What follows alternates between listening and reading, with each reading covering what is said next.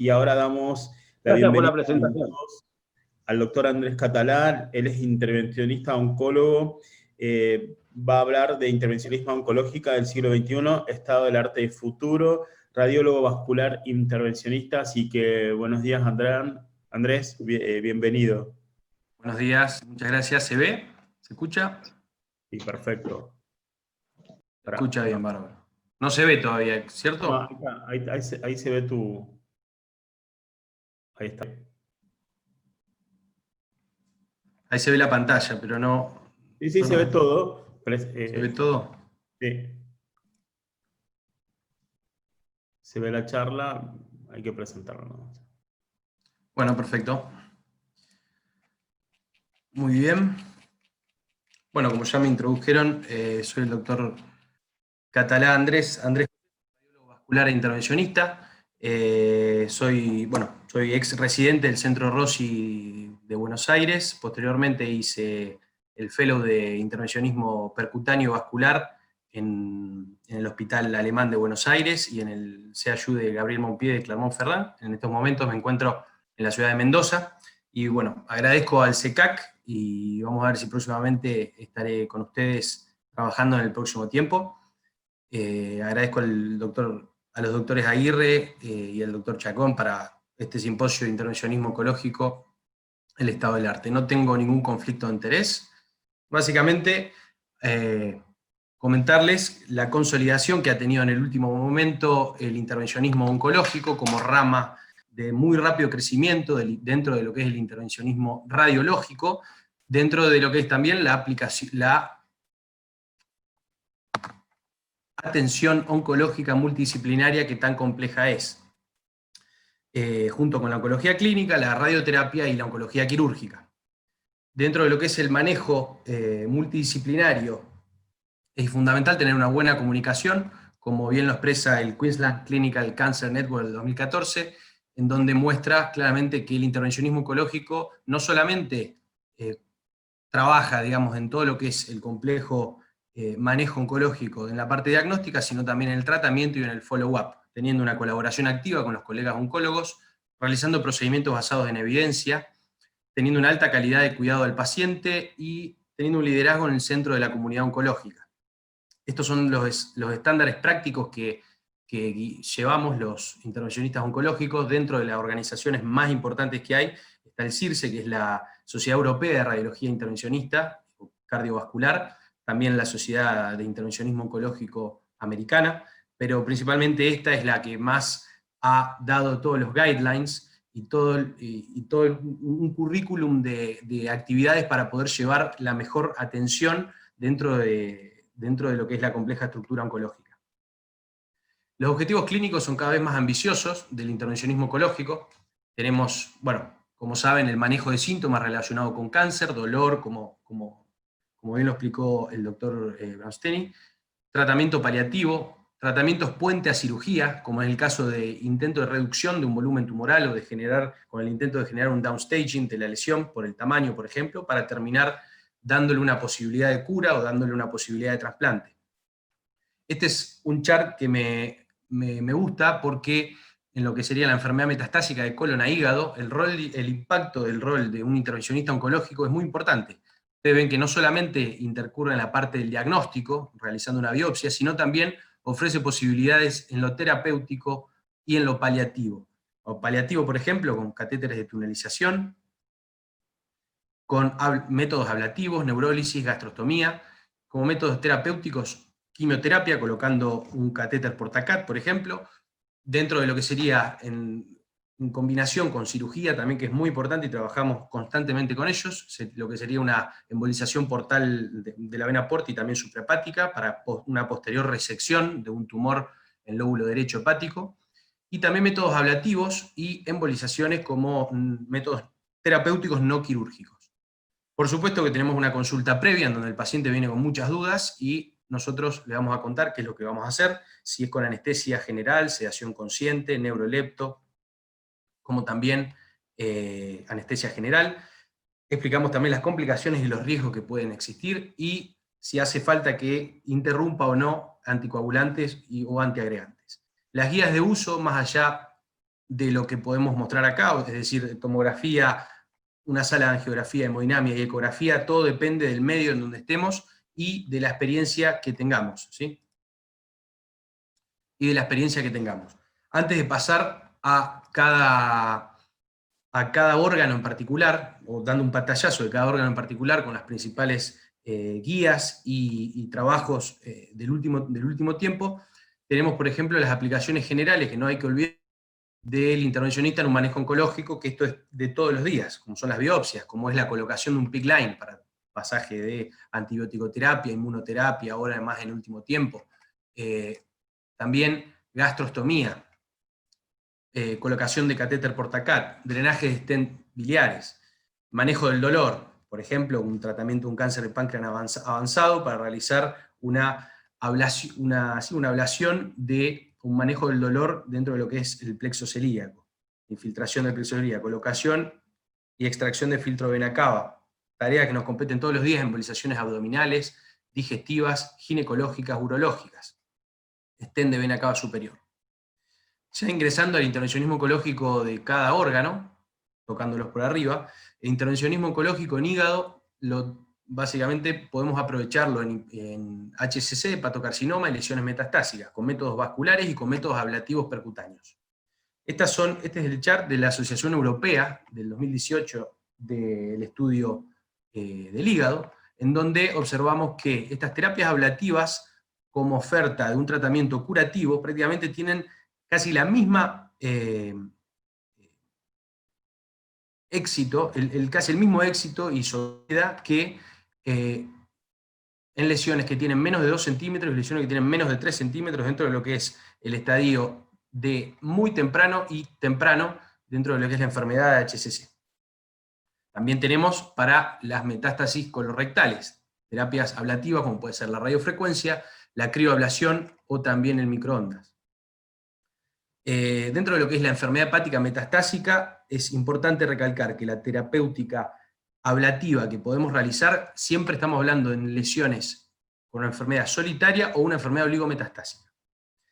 Básicamente, para ingresar en lo que ya son los métodos que tenemos ablativos, la radiofrecuencia es la más consolidada, ya desde el 90 se empieza a hablar, que consta de una fuente emisora de electrones que con corriente alterna, lo que generan es aumentar calor en la zona, dentro del tumor, donde la aguja esté siempre bien posicionada, bajo guía de imágenes, por supuesto, generando una necrosis coagulativa y la apoptosis, por ende, cuando levantan temperatura arriba de 60 grados.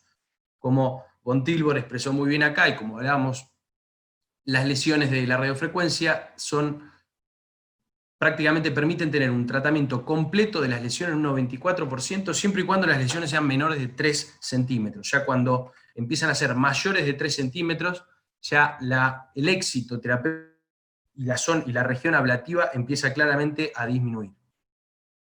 Como publicó De Baer también acá en el 2008, dando a conocer que las lesiones mayores de 35 milímetros tienen un éxito incompleto de ablación en contraposición con las lesiones de menos del 35%. También, explicando lo mismo, el equipo de Libraghi explica que no se consiguió un 100% de necrosis tumoral en estos 126 hepatocarcinomas de 5,4 centímetros de promedio, consiguiendo que 60 lesiones alcancen la necrosis total, pero teniendo casi un 53% sin tener un éxito mayor. También otro punto importante es que, como describió Sasaki, es que hay una distribución microsatelital dentro de lo que es el hepatocarcinoma en un diámetro de 0,5 milímetros de cada lugar, lo que llamó microsatelitismo. A diferencia del HCC, claramente la metástasis no tiene cápsula y genera un crecimiento infiltrativo peritumoral, por lo cual muy probablemente necesitemos, y estábamos necesitando, un método que, junto con la radiofrecuencia, quizás lo que llama la microondas, que ahora lo vamos a ver, genera un diámetro un poco mayor de ablación, de la zona de ablación completa, por lo cual sería lo ideal. Estoy aceptando a cada rato un montón de gente, perdón, me demoro, pero...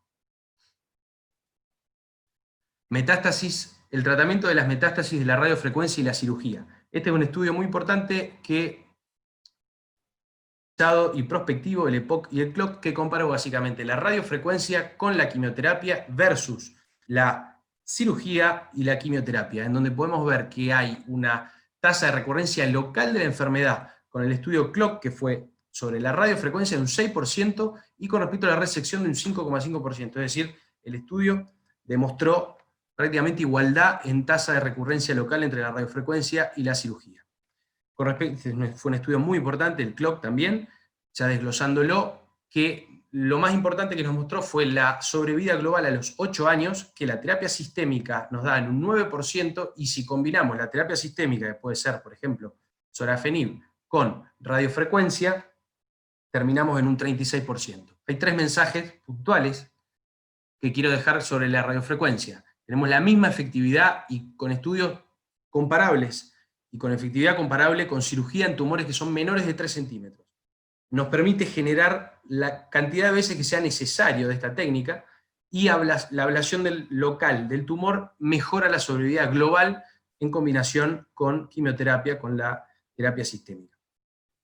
Con respecto al microondas, el microondas es diferente, el microondas también levanta calor, pero lo que hace básicamente es una fuente que emite un campo electromagnético y que altera los iones intracelulares, levantando temperatura incluso mayor a lo que genera la radiofrecuencia, como explica bien Brace acá, y nos permite acceder sin lesiones o sin tantas lesiones a las ubicaciones del hepatocarcinoma que están a nivel perivascular o a nivel subcapsular. En este caso, por ejemplo, tendríamos grandes problemas con respecto a la radiofrecuencia, si utilizaríamos la radiofrecuencia, con respecto a una lesión pleural, por ejemplo. En este caso, o como se diga, el nombre japonés, decretó que la radiofrecuencia es más rápido como tratamiento que el microondas, debido principalmente a que con la radiofrecuencia los anestesistas, esto es más que nada desde el punto de vista del soporte anestésico, los anestesistas han necesitado más drogas y una atención bastante más,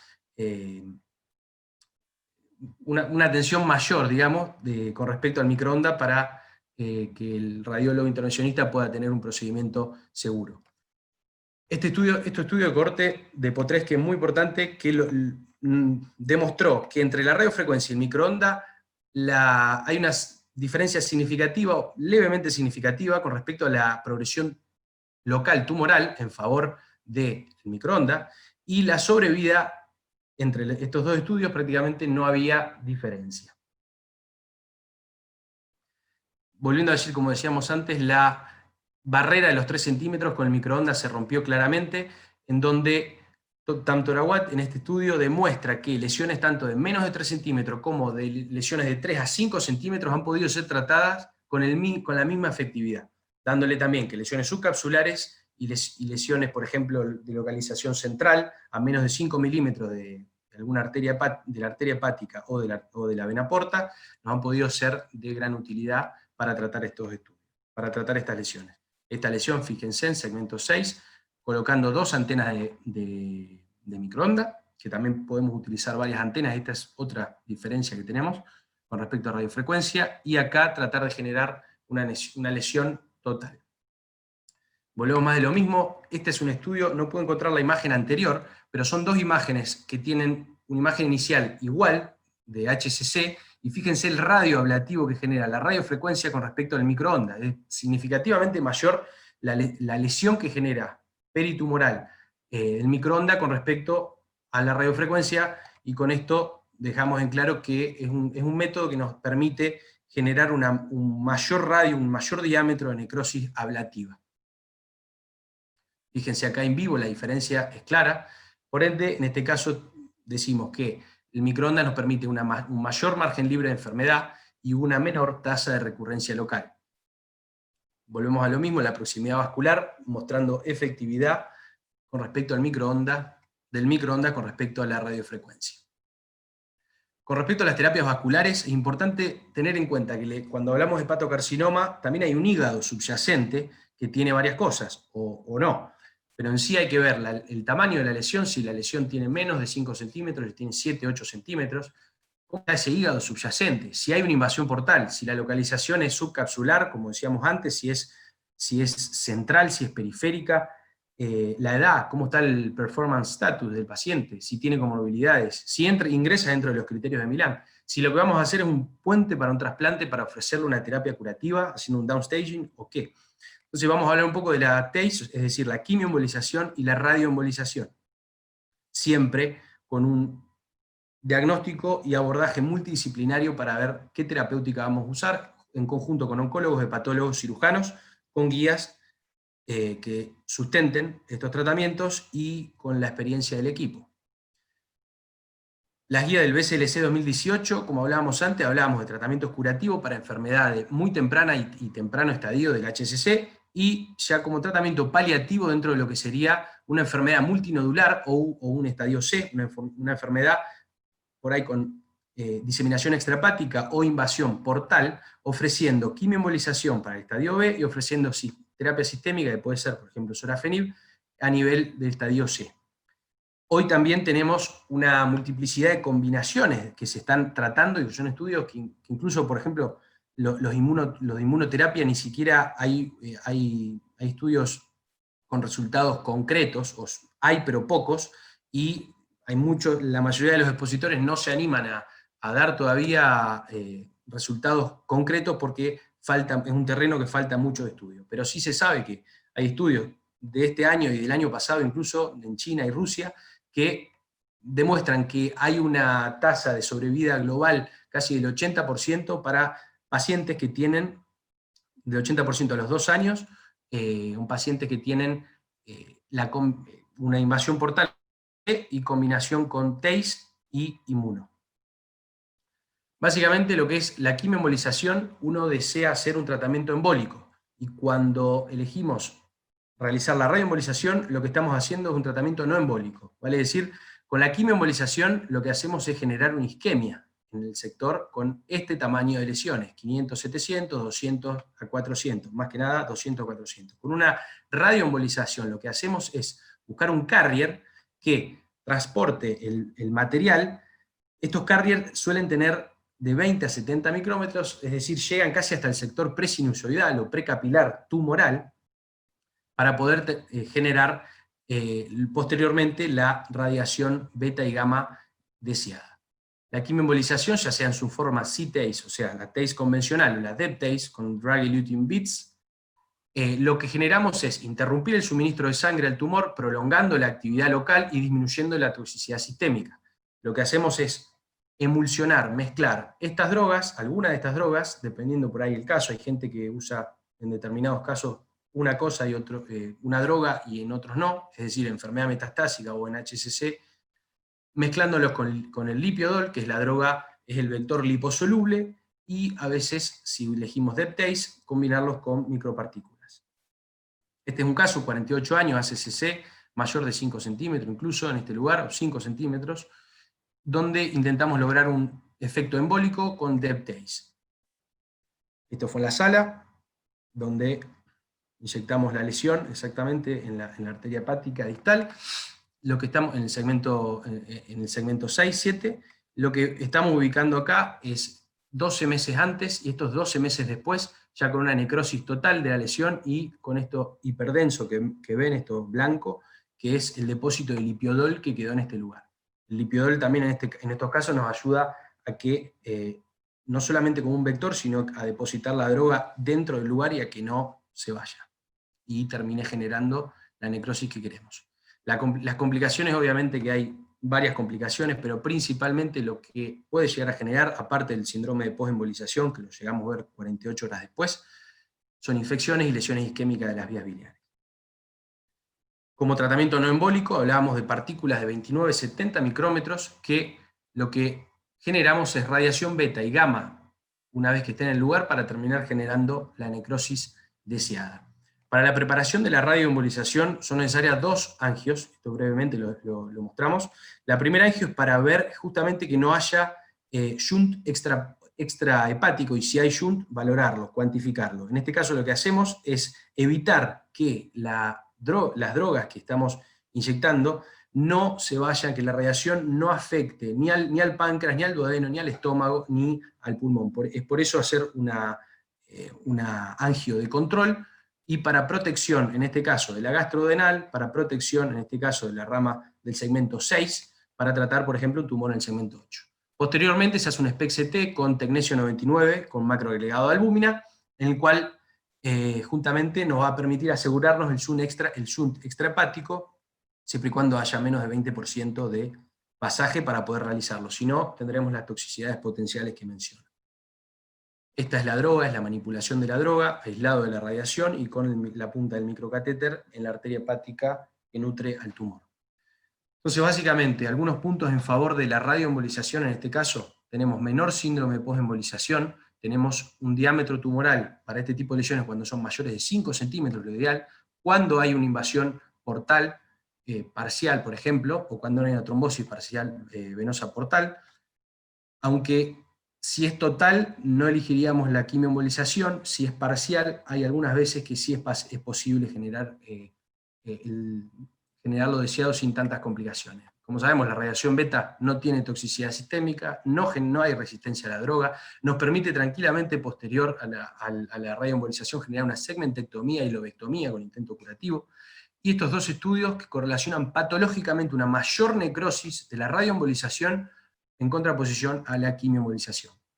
Este es otro de tratamiento que usamos mucho en Francia, utilizado como tercer línea de tratamiento de metástasis colorectales, en donde, de la misma forma que un portacat, ingresamos por la arteria femoral derecha y cubrimos también la gastrodenal, por ejemplo, y dejamos que toda la medicación, ya sea oxaliplatino o 5-fluoracilo, termine generando su propósito.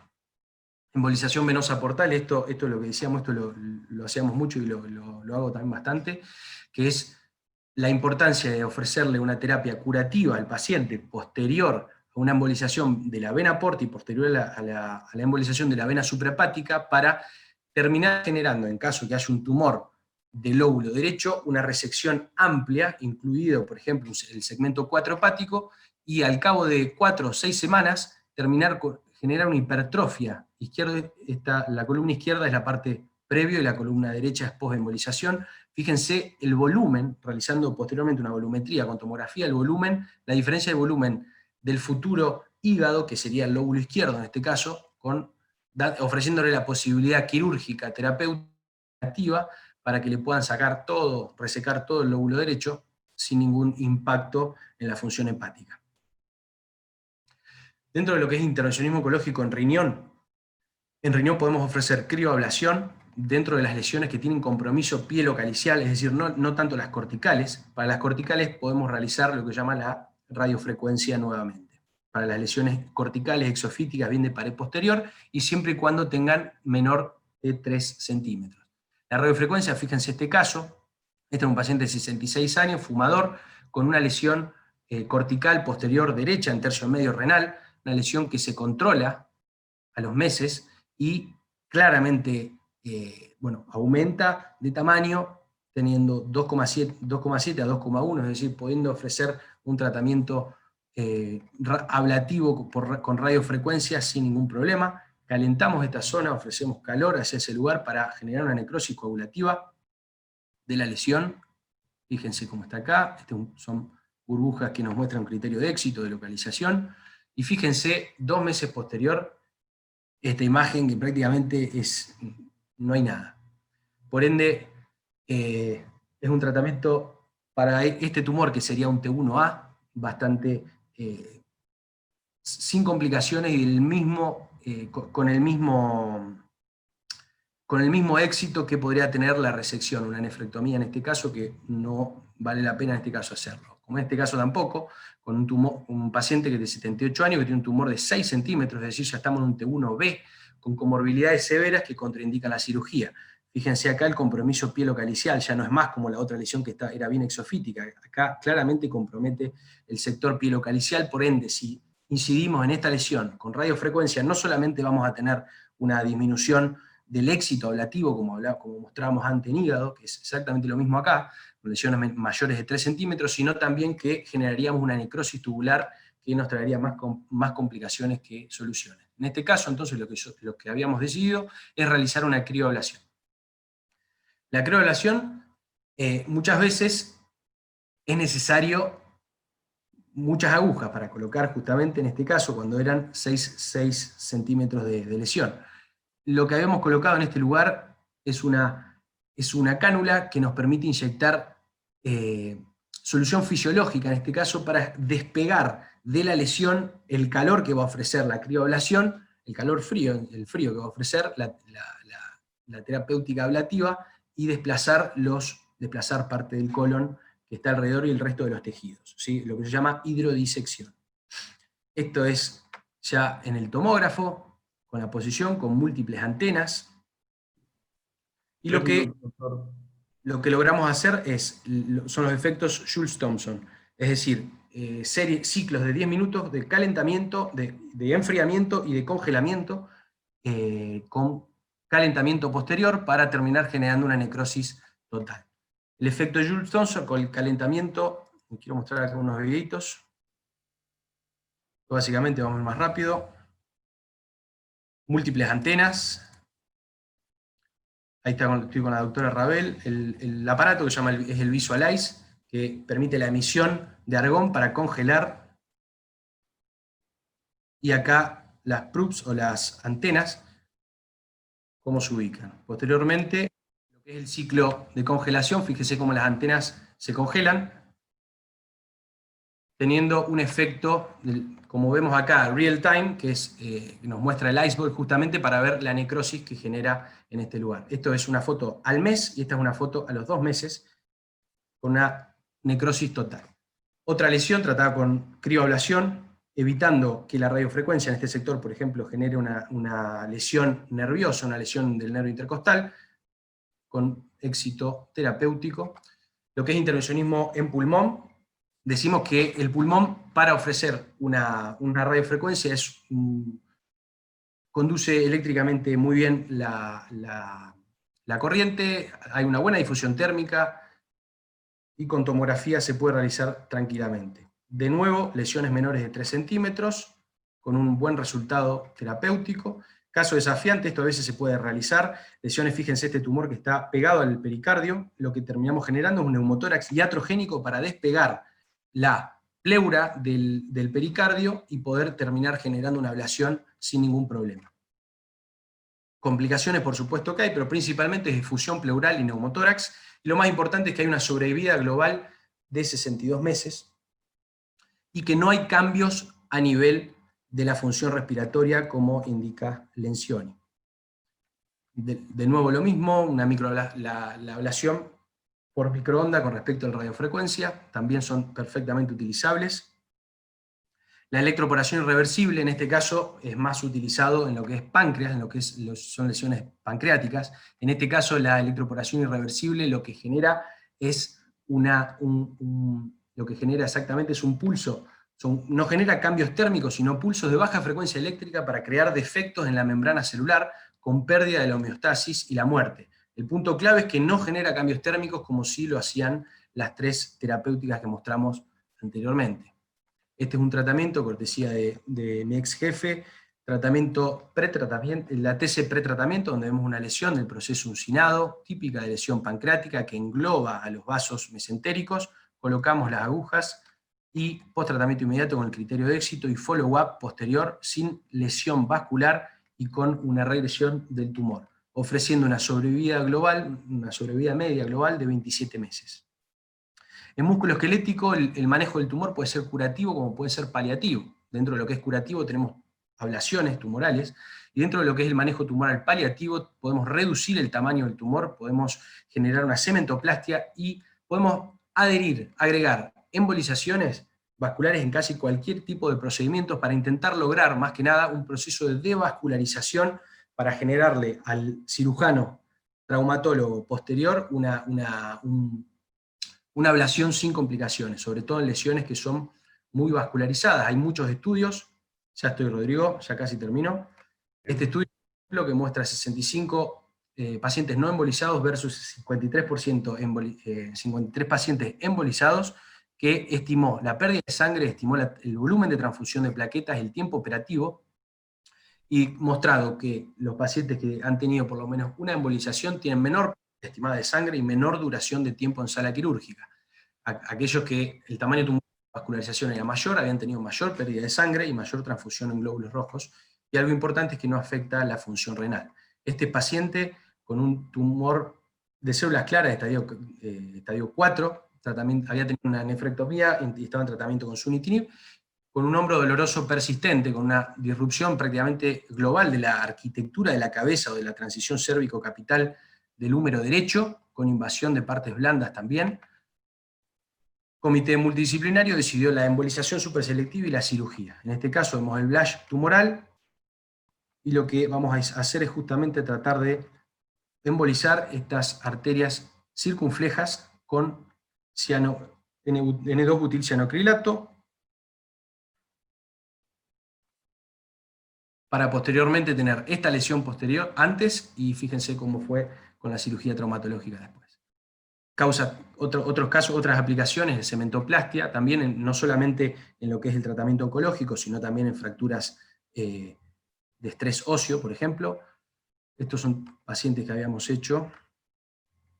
Secundarismo de cáncer de pulmón, a nivel acetabular, cementoplastia, en este caso, generando a la hora, procedimiento casi con anestesia, con sedación general, sin problemas posteriores. Lo que es el osteomosteoide también.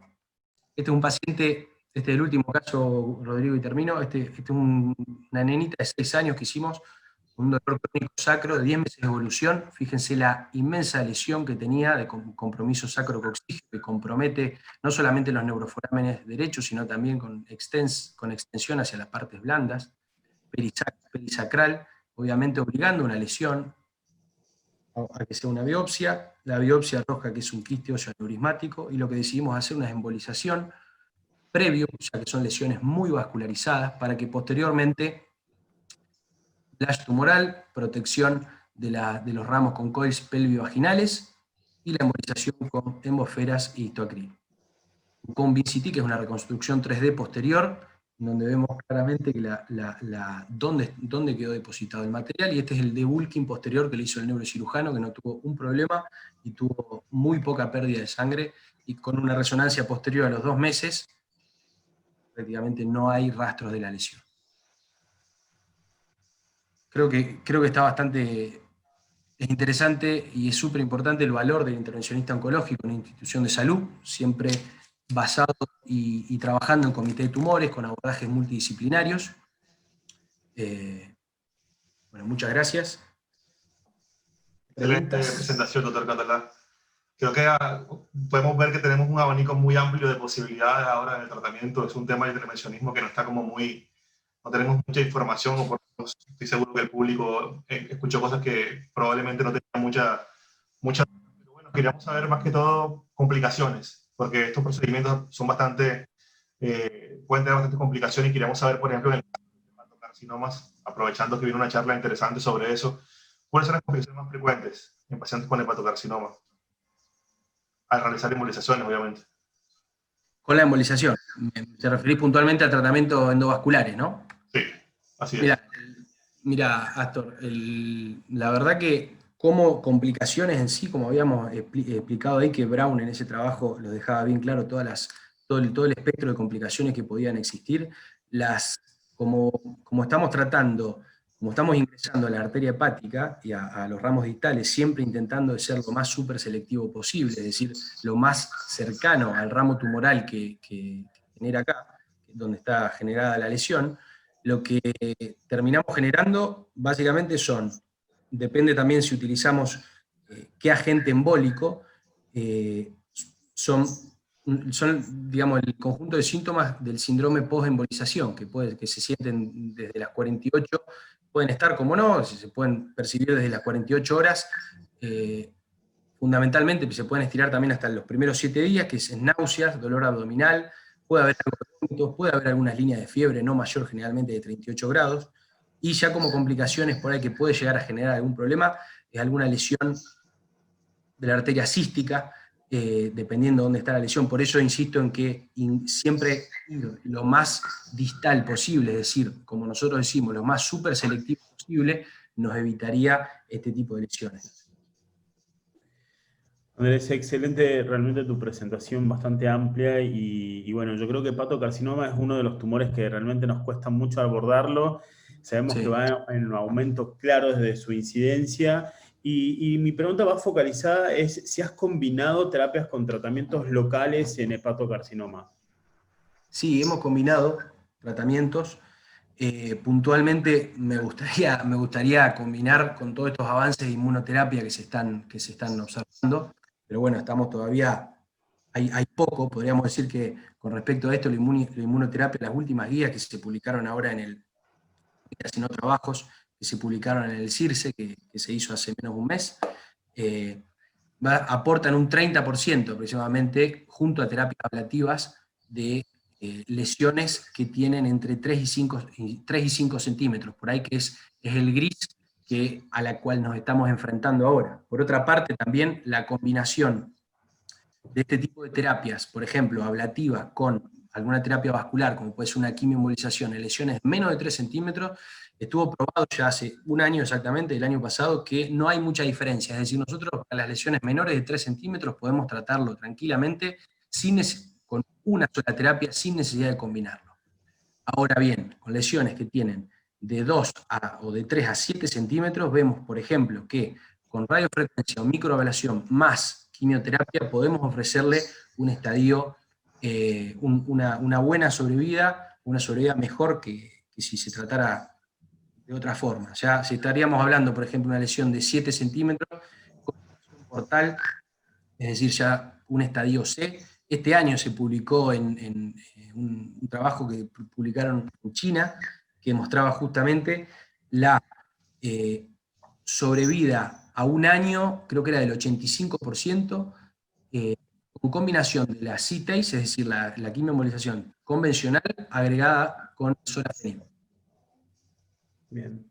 Andrés, hay un gris que siempre a mí me cuesta interpretar, ¿no? ¿Y qué pasa con aquellos tumores con lesiones únicas que por X causa se les estima un rescate quirúrgico y vas y lo embolizás y tiene una sobrevida prolongada de más de 48 meses? ¿A ese paciente se descarta el trasplante de más allá de que tenga una sobrevida prolongada? No, la verdad que no, descartarlo creo que no. También, obviamente, el descarte basado también en una decisión multidisciplinaria, claro está, también hay que ver cómo está el resto, no solamente la lesión, sino mirar todo el bosque, mirar cómo está ese hígado subyacente, mirar cómo está la ausencia o presencia de enfermedad extrahepática, eso es fundamental. Pero en caso de una lesión solitaria, como estás mencionando, la verdad que no, tranquilamente se puede hacer y se puede seguir manteniendo, que de hecho es uno de los objetivos de las terapias ablativas, generar o un downstaging o un puente, como también para el trasplante. Sí, claro que sí. La última pregunta y te dejamos ya que por este sábado. En cuanto a la embolización y quimioterapia, ¿tenés una preferencia de acuerdo al tipo tumoral, ya sea un hepatocarcinoma o una metástasis colorectal? Depende del tamaño y la localización, te diría eso. Si la localización en realidad siempre intento ir con algo ablativo. Si tengo un equipo de radiofrecuencia, si tengo un equipo de microablación, intento ir con algo por el estilo, de eventualmente colocar lo que sería una antena, es decir, una aguja de las que vieron que llaman antenas, o 2 antenas, por ejemplo, o realizar, si es posible, si tiene ahora más de 3 centímetros, realizar una combinación. Hay un estudio muy importante, que que mencioné anteriormente, que muestra la combinación entre la quimio y la radiofrecuencia, fue puntualmente con pero si sabemos que la radiofrecuencia digamos, la radiofrecuencia y la microablación tienen prácticamente el mismo radio ablativo, generando la misma tasa de recurrencia local con respecto también a la misma tasa de sobrevida, tranquilamente podemos empezar a ir probando con los microondas. Excelente, Andrés. Gracias por tu participación, por tu presentación y nada. Bueno, a partir de ahora pasamos a un break muy corto, rápidamente, 4 o 5 minutos, y seguiremos con la charla del doctor Streich de hepatocarcinoma.